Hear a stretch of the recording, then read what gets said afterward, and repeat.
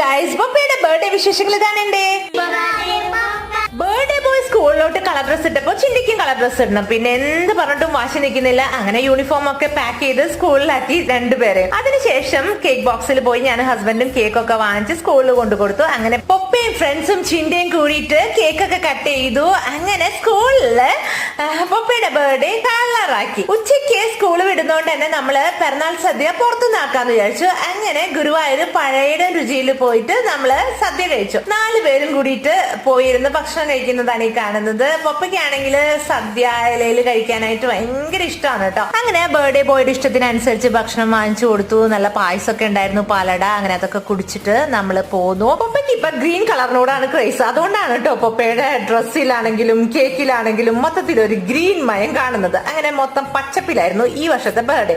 എന്തായാലും full vlog channel upload ചെയ്യുന്നതായിരിക്കും. കണ്ടു നോക്കണേ, സപ്പോർട്ട് ചെയ്യണേ. Bye, thank U.